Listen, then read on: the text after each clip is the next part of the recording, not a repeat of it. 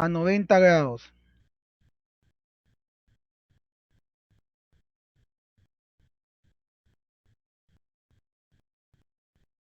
Una vez más, el izar de esta forma es totalmente incorrecto. Como les dije, pueden dañar desde las cajeras, pueden dañar pintura, pueden quebrar alguna aleta del motor.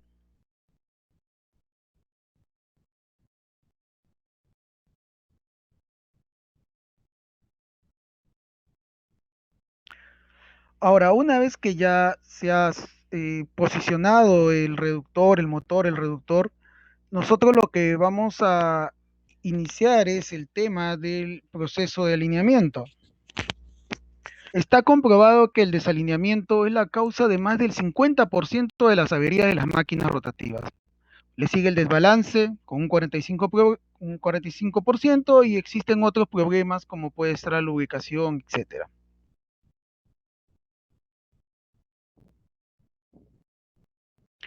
La causa, por lo general, de estos problemas son la falta de entrenamiento, la falta de protocolos, de instrumentos, de tiempo suficiente para poder hacer un alineamiento, un correcto alineamiento. La capacidad de realizar un buen alineamiento está directamente ligado a conocimiento, habilidad y sobre todo el deseo de hacerlo bien. Vamos a ver más adelante, lo estoy nombrando ahorita por primera vez, que manejar un equipo de alineamiento láser no necesariamente significa que vas a hacer un buen alineamiento, porque el alineamiento es solamente una parte de la solución. Paso a explicarlo. El mal alineamiento nos va a traer como consecuencia fallas de rodamientos. Les comento, los reductores muchas veces tienen rodamientos que son cónicos, los cuales son precargados. ¿Qué significa que un rodamiento esté precargado? Que no tiene ese juego interno entre elementos rodantes y las pistas. Más bien se ha quitado todo este juego y el rodamiento prácticamente está compactado entre los elementos rodantes y las pistas.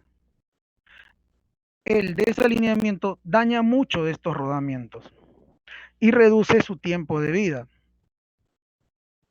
Los retenes también sufren con un mal alineamiento. Por lo general hacen estos cuellos en los ejes por donde después hay fuga de lubricante. Y también cuando existe una fuga de lubricante, también hay ingreso de contaminantes dentro de un reductor. O sea, el retén no solamente es para evitar la salida del lubricante, también es una barrera para evitar que los contaminantes entren. Si ustedes tienen un retén que está fallando donde hay fuga de aceite, ténganlo por seguro que también está ingresando contaminantes. Los acoplamientos, bueno, los acoplamientos también sufren desgaste por lo que es un desalineamiento. Muchos de ellos se calientan. También el elastómero o gebe o plástico comienza a deshacerse, a botar como virutas. Cuando hay un excesivo desalineamiento se puede observar esto alrededor de la guarda o en el piso de donde se encuentra el acople. Como se ve en esta figura, él puede ser tal que puede romper. Esta es la grilla de un acoplamiento de grilla, dicho sea de paso es lo mismo, pero acá se observa, como ustedes pueden ver en la fotografía, que se ha roto debido a un problema de desalineamiento. O como se ve en esta siguiente fotografía, comienza a ver, este es de un acoplamiento de engrane, el acoplamiento de engrane comienza a deteriorarse debido a también debido al desalineamiento, ¿no? Hay cargas excesivas hacia un lado de la engrane y se comienza a deteriorar.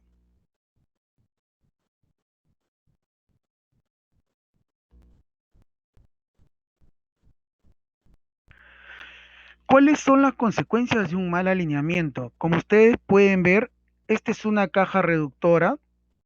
Eh, Primero voy a hablar acerca de un motor. Cuando un motor tiene una pata coja, que es un problema de desalineamiento también, que no se ha alineado bien, no se ha hecho la corrección de una pata coja, el personal eléctrico comienza a notar que comienza a haber un incremento en el consumo del amperaje. Y bueno, al final esto es la reacción del motor, ¿no? Porque tiene una pata coja, debido a que el air gap o el espacio que hay entre el rotor y el estator deja de ser homogéneo y por ende, al dejar de ser homogéneo, hay un mayor consumo de amperaje. Para el caso de un reductor es totalmente diferente. Si en un reductor tenemos una pata coja, tenemos un problema en la base, va a haber una distorsión en la carcasa, haciendo que el backlash, que es el espacio que hay entre los engranajes, comience a cerrarse, va a haber un problema con el backlash, el área de contacto también deja de ser homogéneo, los rodamientos también sufren. ¿Por qué? Porque comparado contra un motor, un reductor es todo contacto metal con metal. En cambio, en un motor tenemos el rotor y el estator y lo que hay es un espacio de aire. Para el caso del reductor, una vez más, es todo contacto metal con metal. Los engranajes tienen contacto metal con metal entre ellos y es por eso que hay problemas con backlash, problemas con área de contacto y sobre todo problemas con rodamientos.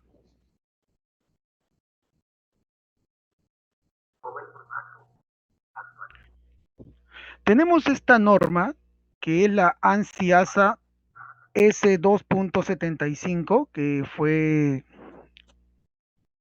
una de las primeras normas que tenemos para el tema de lo que es alineamiento de máquinas. Nos habla acerca de las metodologías, las prácticas, las tolerancias. Y esta norma nos dice lo siguiente, una máquina tiene que estar nivelada bajo, bueno, una máquina que es hasta 400 kilowatts, no tiene que tener una nivelación la cual no debe ser mayor a 8 micras, a 0.8 micras por milímetro. Tiene que cada soporte de cada pata también tiene que estar plano, no puede ser menor a 0.4 micras sobre milímetros y la pata tiene que ser coplanaria. ¿Qué significa que coplanaria? Es lo que se conoce como pata coja y no debe ser mayor, esta pata coja no debe ser mayor a 50 micras. Nosotros como CEO Eurodrive tenemos la misma la misma consideración de valores para lo que es planitud, como ustedes pueden ver ahí, y que si está separado por JE, una distancia JE, entre 800 a 1200 milímetros, no puede ser mayor a 9 centésimas. Si ustedes lo llevan, hacen la conversión a, a las unidades de la tabla anterior, se van a dar cuenta que es lo mismo. Entonces, un motor y un reductor no puede ser montado en una base de esta forma. Si bien es cierto, acá se ha construido la base de repente en un taller próximo a la planta, sin embargo, esto es una plancha y sobre esto, una plancha donde se han hecho simplemente unos agujeros, no está rectificado y por ende no es apropiado para recibir al reductor ni al motor.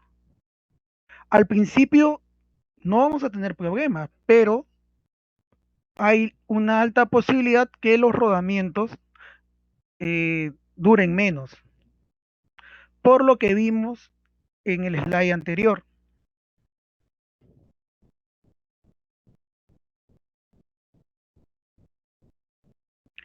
Las bases tienen que ser rígidas y rectificadas, y el momento de su instalación tienen que estar niveladas. Dentro del proceso de alineamiento, se debe hacer lo posible por realizar, en primer lugar, un prealineamiento. Se puede utilizar una regla de pelo biselada que nos permita aproximar la máquina. Hoy en día los equipos de alineamiento láser traen unos sensores los cuales pueden ser de tal vez de 30 milímetros, y lo que sucede es que ahora te miden, ¿no? Ya no necesitas hacer un prealineamiento, ahora con estos sensores ya te permiten desde cero, sin hacer un prealineamiento, comenzar a hacer el alineamiento de la máquina. Lo más importante es que hay que verificar el torque de los pernos, del reductor, del motor, al momento que se está haciendo la instalación. ¿Para qué tengo que apretar en primer lugar todos los pernos del reductor y del motor? Para poder hacer la medición de la pata coja. Es muy importante. Por lo general, cuando se hace una instalación solo se verifica la pata coja del motor, pero olvidamos hacer la medición de pata coja del reductor. Esta pata coja no puede ser mayor a 50 micras y se puede utilizar desde la metodología de medir con un gauge de láminas, con un reloj comparador, o también con el equipo láser, ¿no? El cual podríamos poner como referencia el eje del motor. Lo más importante, tenemos que corregir lo máximo que se pueda la pata coja. Y muchas veces también, como se ve en la imagen, la pata coja no necesariamente es paralela, posiblemente esté formando un ángulo, una cuchilla, y se tenga que hacer estos tipos de arreglos, ¿no? Desde cortar parte de las láminas estándares.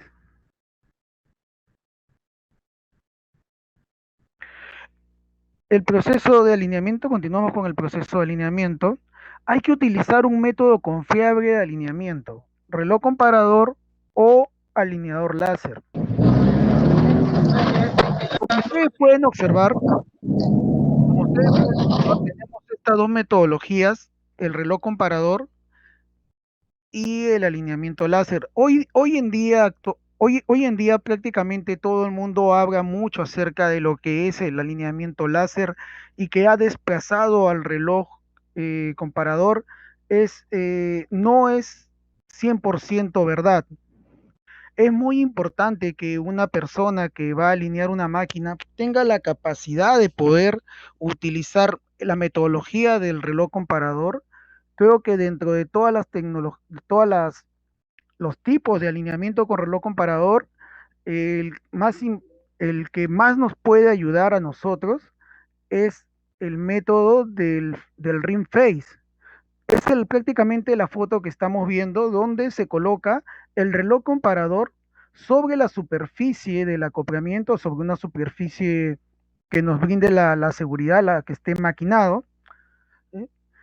Tanto en el borde como en la cara. ¿Y por qué es importante aprender esta metodología? Muchos de ustedes pueden estar preguntándose, oye, pero ya las cosas avanzaron, ya hoy en día tenemos el, los equipos láser, ¿no? Que han dejado de lado el reloj. No, no es así. Miren, en esta foto ustedes pueden ver un reductor que está montado sobre un swing base o una base flotante. Si ustedes van a cambiar este motor que yo estoy señalando, y tienen todo un sistema de fajas que no pueden soltar acá, este de acá eh, el reductor está montado directamente en el eje de la máquina. Encima tiene un backstock, o sea, quiere decir de que un antirretorno, solamente tiene movimiento en un sentido. Cuando ustedes quiten el motor, este eje no se va a mover. Entonces, aquí o aplicamos el reloj comparador o utilizamos accesorios para ejes que no rotan, como pueden ser lo que estoy señalando, son accesorios que te permiten alinear ejes que no rotan. Se complica un poco más a veces, como ustedes ven acá en la foto, acá tienen un acoplamiento, estos acoplamientos que llevan aceite, ahorita se me fue el nombre, y estos de acá ocupan mucho espacio, no te van a permitir poder colocar estos accesorios, ¿no? A veces no te permiten. O tal vez tengas un freno, un disco de freno, y es un poco complicado.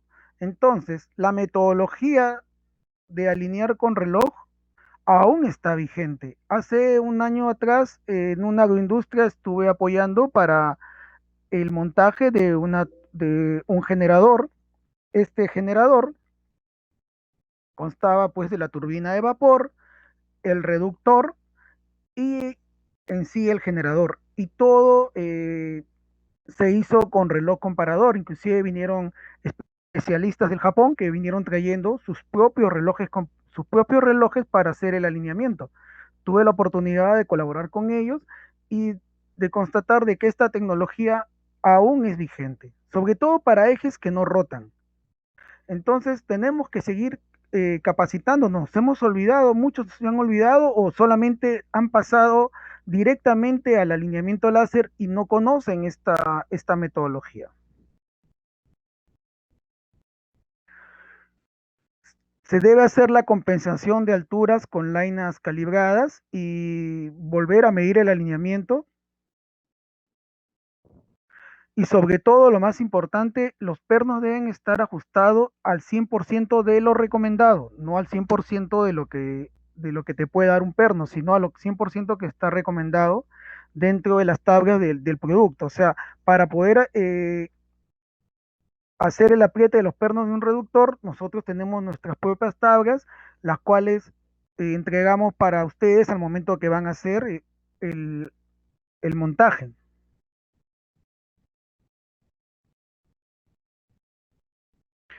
Y al final comprobar que el alineamiento quede dentro de las tolerancias.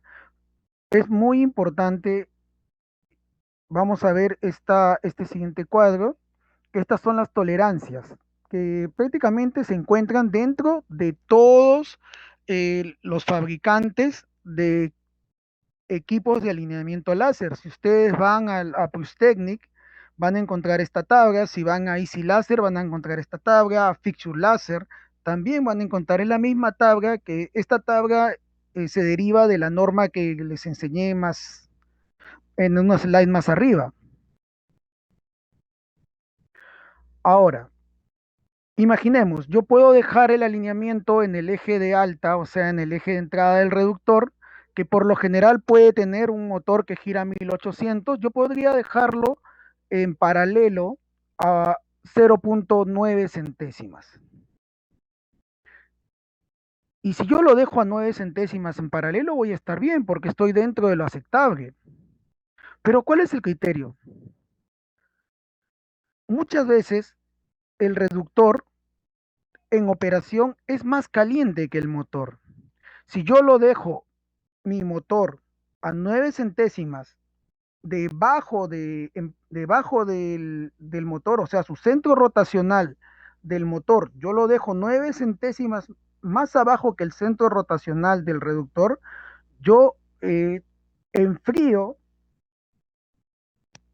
en la instalación estoy haciendo bien, pero en operación, debido al crecimiento térmico, los centros rotacionales se van a distanciar y voy a estar fuera de lo que es el alineamiento. Como les dije, es posible que el reductor caliente más, así es que mejor es, como una recomendación, dejar el motor arriba dentro de lo aceptable, o tal vez en lo excelente, 5 centésimas arriba. ¿Esto qué va a pasar? Si el reductor es más caliente que el motor, llegado el momento en operación, cuando el reductor caliente y tenga este crecimiento térmico en operación, que es el correcto alineamiento, los centros rotacionales, tanto del motor como del reductor, van a quedar colineales, o sea, se van a hacer uno solo. Eso es una recomendación.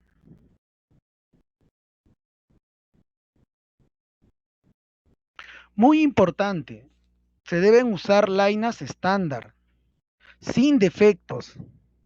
Como ustedes pueden ver acá, acá hay lainas que no han sido usadas. Esto estaba en la caja de herramientas de unos mecánicos. Y miren, han guardado lainas nuevas con lainas usadas, las cuales están ya sucias, algunas con óxido. Esto ya no se puede volver a usar. Si las lainas tienen algún doblez, ya no puede usarse. O si es que tienen pintura, no pueden usarse. Las lainas siempre tienen que ser nuevas, que no tengan rebadas, que no tengan restos de óxido ni de suciedad. Porque acá ya nosotros estamos introduciendo defectos.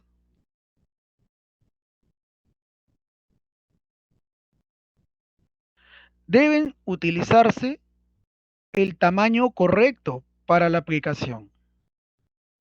Todos los que venden lainas te venden, todas estas lainas obedecen a un estándar también, a una norma, están dentro de la norma que yo señalé al principio en el slide, y la laina tiene que ser mínimo un 80% del área de la pata. No podemos usar o una laina muy pequeña o una laina muy grande. Como se ve aquí, la pata del reductor es de esta zona que estoy señalando. Prácticamente es una pata más o menos de unos 60 milímetros y se está usando una laina de 120, 125, perdón.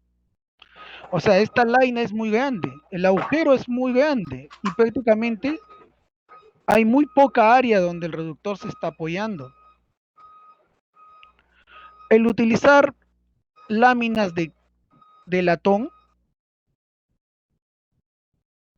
no es recomendable debido a que estas, para comenzar, son cortadas con una tijera.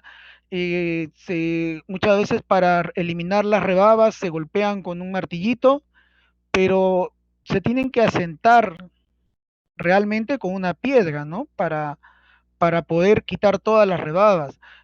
Por lo general se doblan mucho al momento de estar haciendo los cortes. Es por eso que lo correcto sería utilizar las lainas estándar, ¿no? Y de acero inoxidable. Aquí también utilizar o hacer un alineamiento de esta forma, estamos introduciendo errores, porque vamos a tener los resultados de alineamiento. El equipo de alineamiento láser, miren lo que les voy a decir que es muy importante, el equipo de alineamiento láser nos va a dar los resultados, es una computadora y nos va a dar los resultados. Sin embargo, esto se va a aflojar, se va a soltar, puede haber corrimiento.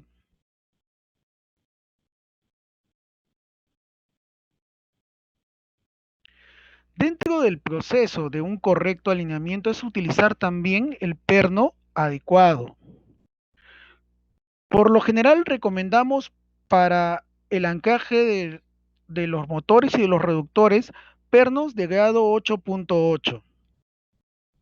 La pregunta sería, ¿puedo utilizar un perno grado 8 que es una alternativa americana? Sí, sí puedes utilizar un perno de mayor grado, pero tienes que torquear mínimo con lo que se te está recomendando. Mire en este caso cómo se ha utilizado desde un espárrago cortado con tuercas. Este perno no tiene ningún tipo de grado, no se le puede reconocer que este espárrago no se puede reconocer, inclusive se va a soltar en operación. Este compresor, este motor se soltó. Y al otro lado, inclusive, miren, acá están utilizando un perno de 3/4 y el espárrago es de 5/8. Entonces, esto ya le va a ocasionar una pata coja, o sea, vamos a tener el resultado en la computadora, esto lo alineó una empresa y obtuvo los resultados, una empresa contratista lo alineó y brindó los resultados de la computadora, que es el equipo de alineamiento láser, que eran perfectos, pero El no haber utilizado los pernos correctos los descalifica el trabajo.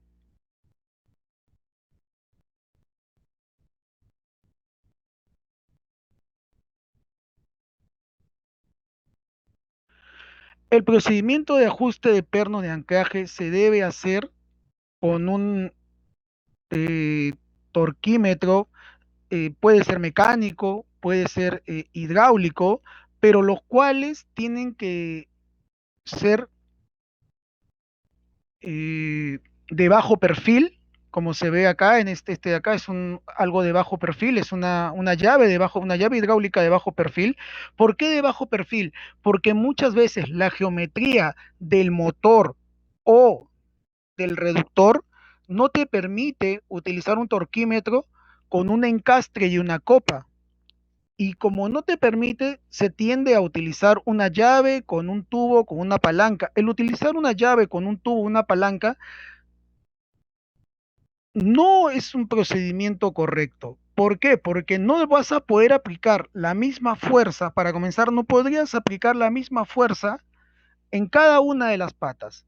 Y sobre todo, que no sabes con qué fuerza estás apretando. Si tienes un perno, por decir, M48, necesitas 6.022 Newton metros para los pernos. ¿Cómo podrías certificar que estás aplicando los 6.022 Newton metros? Si solamente utilizas una llave corona, una llave de boca y a la cual le has colocado un tubo. Prácticamente ese alineamiento, aunque la computadora te indique que está dentro de los rangos, se está descalificado por el simple hecho de que no sabes cuánto has torqueado los pernos. De igual forma, para los motores es necesario aplicar un torquímetro y ustedes pueden observar, inclusive hay llaves de torque que tienen puntas intercambiables que son para torquear donde la geometría no nos permite ingresar un torquímetro con encastre y copa.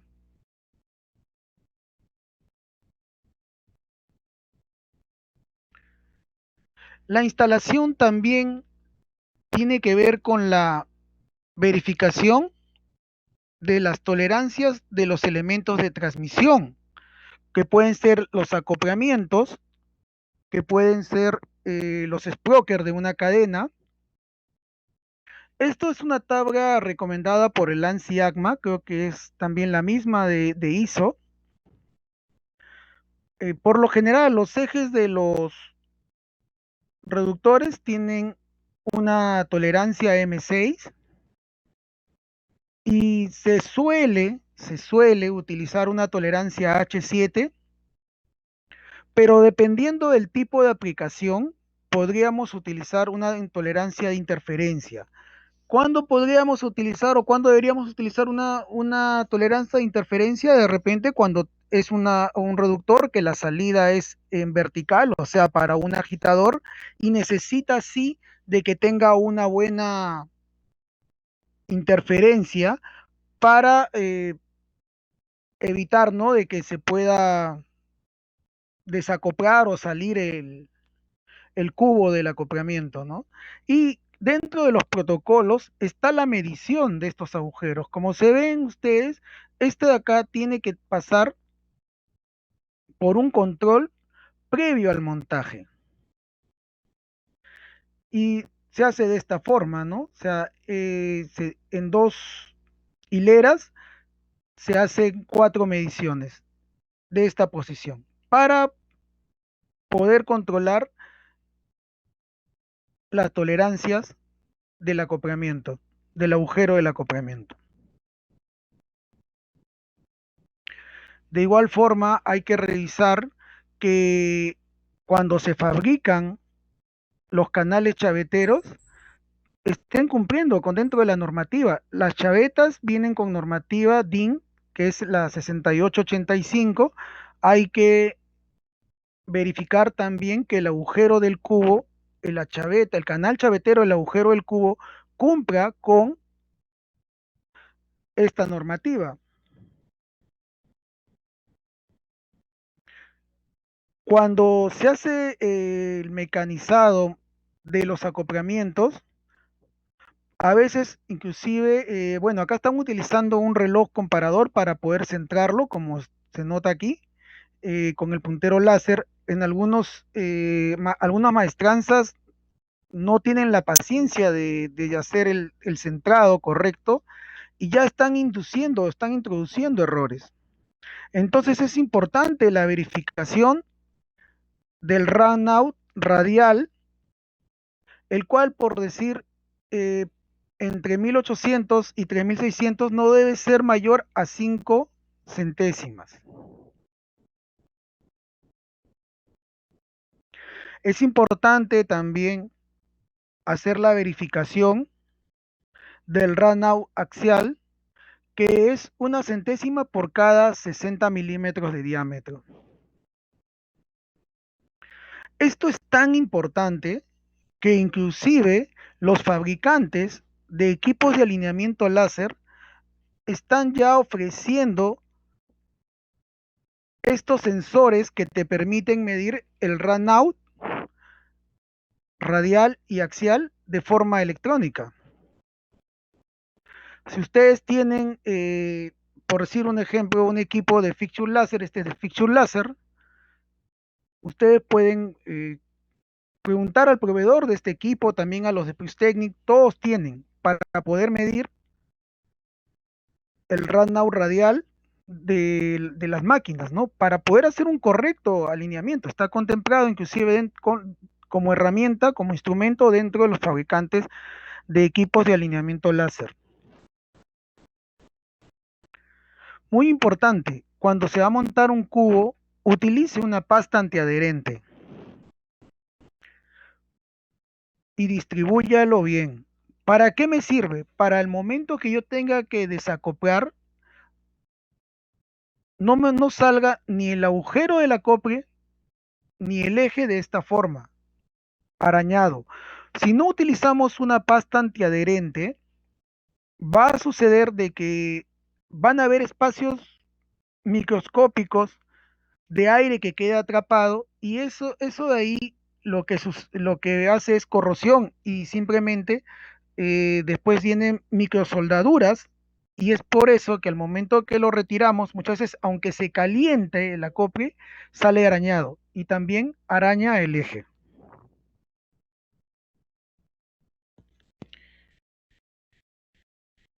Nunca, nunca se debe introducir un rodamiento, un acoplamiento a golpes. ¿Por qué? Porque ustedes pueden ver, después en el eje, lo primero que se van a encontrar son rodamientos. Y al introducir a golpes, vamos a hacer lo que se conoce como una deformación plástica. Este rodamiento ha sufrido una deformación plástica por sobrecarga, porque ha sido montado a golpes. El acople que continuaba a este rodamiento.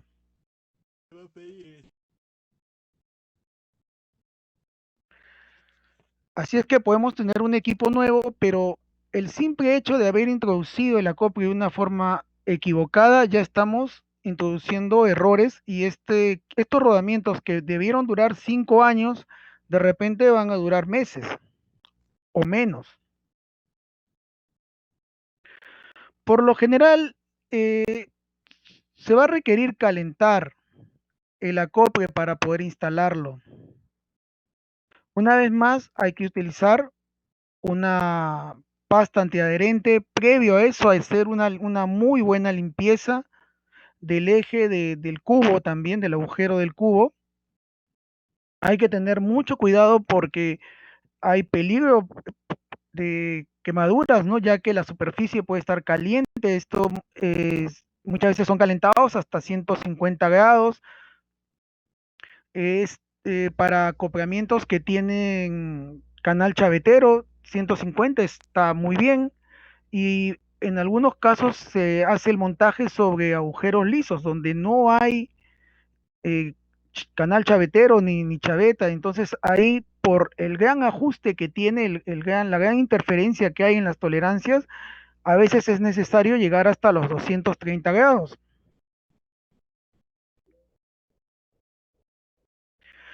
Muy importante, ya que el calor irradia, este calor va a irradiar la temperatura, podría dañar elementos adyacentes como pueden ser los retenes.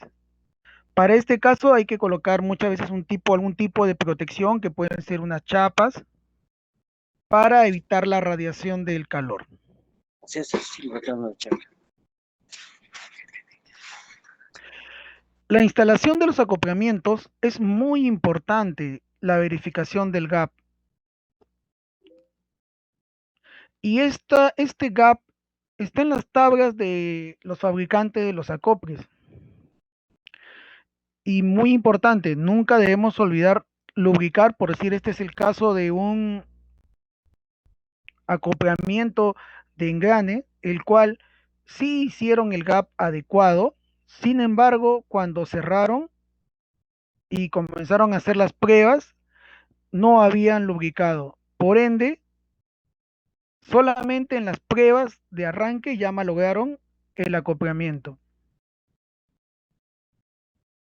Esto es, inclusive la coloración azulada debido es que al calor por falta de lubricación. En este caso, este es un acoplamiento tipo mandíbula con elastómero. El gap que se ha colocado es muy pequeño a lo que recomienda el fabricante. ¿Cuál es la consecuencia? Que el elastómero se degrade, se rompa. Así que la instalación no solamente es vamos a alinear bien, vamos a colocar los pernos correctos, vamos a torquear, sino el control del gap es algo muy importante.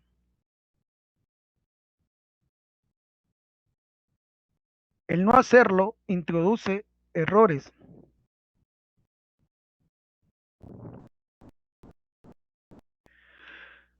Cuando colocamos algunas aplicaciones requieren que que se coloquen directamente al eje del reductor, que se coloquen elementos de transmisión como un sprocker. Estas son las dos formas, por lo general, en las cuales él se instala. Instalar de esta forma, como estoy señalando con el puntero láser, es incorrecto porque acá obtenemos una mayor palanca que está actuando sobre los rodamientos y sobre el eje. Y acá estamos reduciendo la palanca. La distancia de la fuerza que está hacia los rodamientos, que está actuando sobre el eje, se ha reducido. Entonces hay una palanca menor. Por decir, aquí se está afectando el eje del reductor y acá sí ha sido colocado correctamente. Miren cómo ha sido colocado el sprocker en esta máquina y por ende no vamos a tener problemas sobre los rodamientos.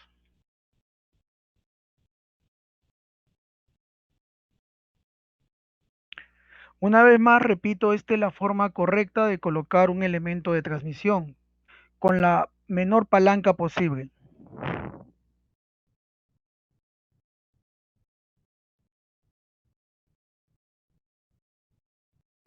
Bueno, hemos hablado acerca de los acoplamientos de cubo sólido. Este es un acoplamiento, como ustedes pueden ver, que es con disco de contracción. Lo más importante, acá no actúa una chaveta para la transmisión de la fuerza, del torque, sino simplemente el disco de contracción atrapa al eje y es suficiente para poder hacer la transmisión. Lo más importante aquí es la verificación de las tolerancias. El eje tiene que estar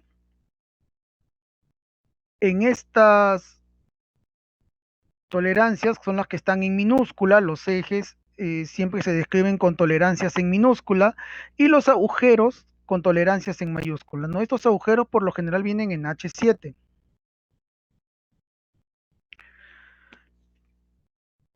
Los discos de contracción, muy importante. Para este ejemplo, que es un modelo FKB, si es que no me equivoco, el 65, te dice de que los pernos de los discos de contracción tienen que ser torqueados a 250 newton metros. Pero al torquearlo, todo disco de contracción se hace de forma secuencial. O sea, perno 1, continuamos con el perno 2, el perno 3 y así sucesivamente. Por decir, si yo voy a torquear 250 newton metros, voy a aplicar de forma secuencial 100 newton metros, después aplicaré 200 y remataré con 250, pero siempre de forma secuencial. Y repito hasta comprobar que todo tenga 250 newton.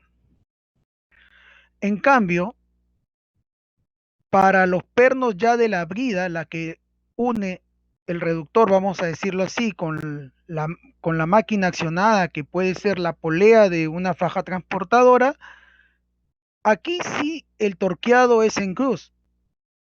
Perno 1 me voy a 180 grados, el perno 2 me voy a 90 grados, perno 4, perdón, perno 3 a 90 grados, de ahí 180 grados de nuevo, perno 4 y así sucesivamente como se indique el gráfico. De igual forma son pernos, los cuales, por decir, para este tipo de acoplamiento tienen que llegar a 1450 newton metros, pero también lo hacemos con porcentajes, ¿no? O sea, aplicamos el 50%, después un 80% y después el 100%, ¿no? Y verificamos. Es por eso la gran importancia de utilizar un torquímetro, porque ¿cómo vamos a poder comprobar 250 newton metros o 1450? Recuerden, aquí no hay chaveta, no hay un elemento de transmisión de chaveta, el eje entra simplemente deslizando, este acoplamiento entra deslizándose con el eje.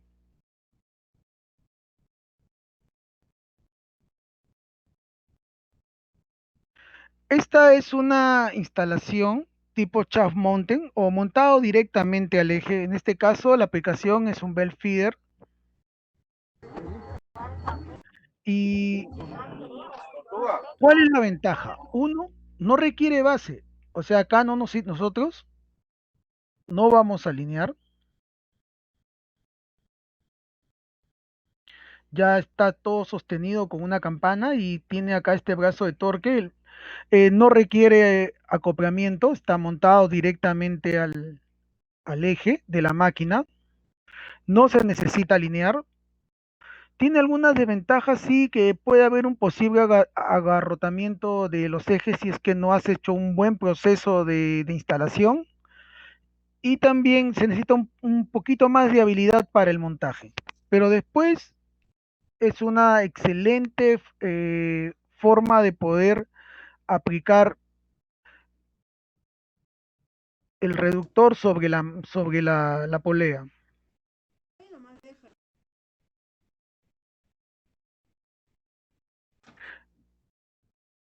Como ustedes pueden ver, existen varias variantes. En este caso, con un brazo de torque que está montado directamente al reductor.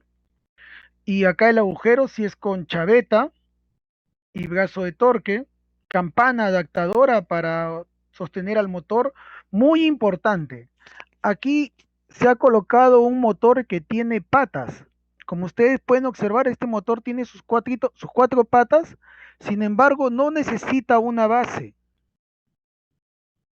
Sí he tenido la oportunidad de ver que aparte de todo esto se colocó una base. Eso no se hace porque ahí estamos malogrando más bien partes internas del motor y del reductor. Aquí también tenemos eh, un reductor que está montado con disco de contracción. Este de acá que está acá es el disco de contracción. Y de igual forma no necesito una plataforma de montaje. Uno de los más conocidos, motor y reductor sobre swing base o base flotante o bancada flotante. Es con eje hueco y con chaveta. También acá puede utilizarse con disco de contracción, ¿no? Y aquí está en un reductor de eje sólido con brazo de torque acoplado a una brida. O sea, es un eje sólido y acá vemos nosotros un acoplamiento rígido. De igual forma, no necesita alineamiento y en los cuatro modelos que hemos visto, el eje de la máquina está diseñado y es más que suficiente para soportar toda la aplicación.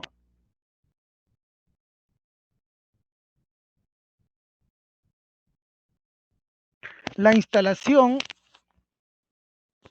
es muy sencillo realmente, lo único que tenemos que hacer es introducir el eje de la máquina sobre el eje hueco del reductor, también tiene su canal chavetero. Se debe aplicar algún anticorrosivo como puede ser el Noco Fluid en el eje, se echa en todo el extremo, en todo el eje y simplemente se enrosca. Voy a retroceder. Este espárrago se enrosca para jalarlo, como quien se dice, o posicionarlo, o terminar de deslizarlo hasta el final. Al final se quita el espárrago y se coloca este perno y ya queda completamente montado. Para la instalación, en este caso de un reductor planetario, esto es un disco de contracción. Como ustedes pueden ver acá la imagen, no está el disco de contracción.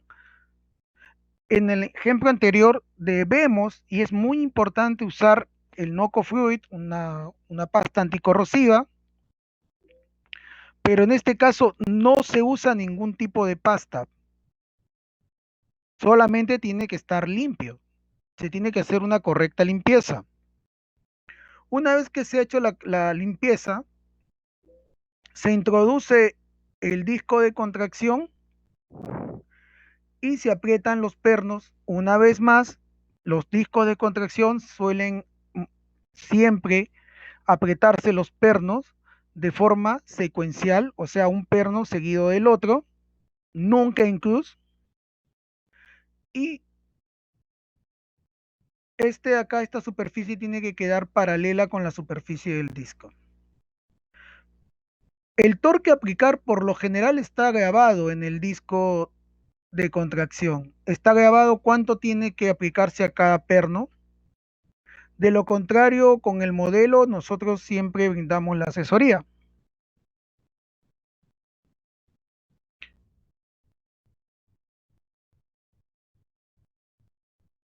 Ahora, para el cuando utilizamos disco de contracción en un reductor helicoidal, de igual forma se hace la limpieza es muy importante, tiene que estar totalmente limpio, no tiene que haber ningún tipo de lubricante, no se lubrican, están limpios tanto el agujero y el eje, libre de polvo, de aceites, de grasas, de suciedad. Como vimos cuando tenía chaveta, igual utilizamos un perno para terminar de deslizar. En la única zona que se puede usar un anticorrosivo es en el extremo, acá se echa solamente en el eje, pero en el extremo que va en la parte final. Al otro lado va a ir el disco de contracción, por ende, no debe haber ningún tipo de lubricante. Con el perno se termina de deslizar, acá tiene que llegar a su tope y se hace el apriete del disco de contracción. Siempre los discos de contracción se aprietan de forma secuencial, como se indica en esta forma, perno 1, el siguiente perno 2, 3, sucesivamente, y el par de aprietes se le da en porcentajes, ¿no? Se recomienda un 50%, después un 80% y después al final un 100% y se hace una repasada para comprobar de que todos los pernos estén totalmente torqueados. Ahora, esta distancia S, que es en el disco de contracción, está, vamos a decir, con una copa macho, una copa hembra y una copa macho, al final tienen que la distancia quedar en cero, la distancia que los separa después que se ha hecho el apriete de los pernos queda en cero.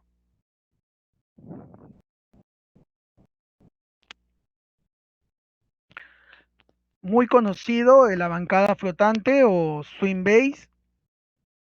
Esta bancada es eh, torsionalmente rígida, no se va a fritar, no se va a torcer y puede soportar, está diseñada para que soporte al motor, al reductor, al freno, a la unidad de lubricación, inclusive.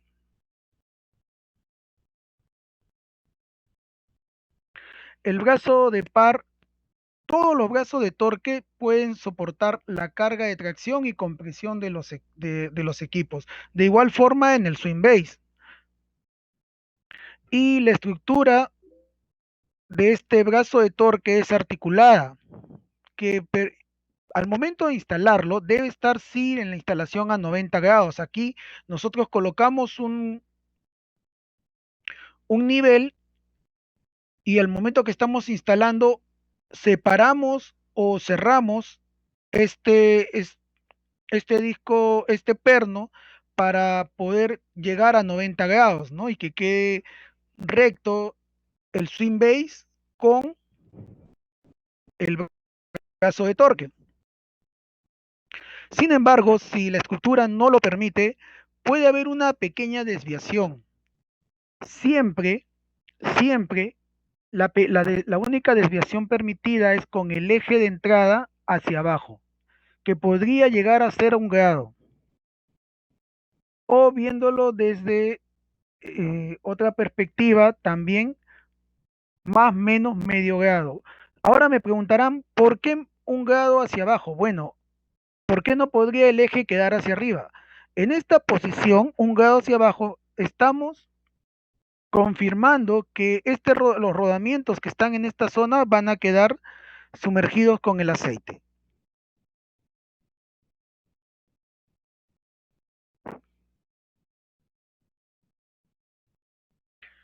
Ahora, solamente se debe utilizar el brazo de torque. Este debe tener 1 grado de libertad, ya que todo este drive, o sea, todo el motor, reductor y la base, acompañan al movimiento de la polea. O sea, se mueven en fase con la polea. Si nosotros, por decir, si la faja en el momento de la operación se ladea o la carga se ladea, estos rodamientos que son autolineantes van a actuar, van a compensar ese desalineamiento y todo el reductor se puede mover. O sea, puede haber una pequeña oscilación y eso no es malo, pero no se debe tratar de rigidizar de otra forma. Acá lo que se ha hecho es tratar de rigidizar y esto va a dañar a los rodamientos de salida y de entrada del reductor. En esta aplicación, por decir, acá se ha colocado un brazo articulado, pero a su vez se ha utilizado otro brazo fijo que no permite el movimiento en fase del reductor con la polea. Por ende, los rodamientos del eje de salida se van a degradar mucho más rápido.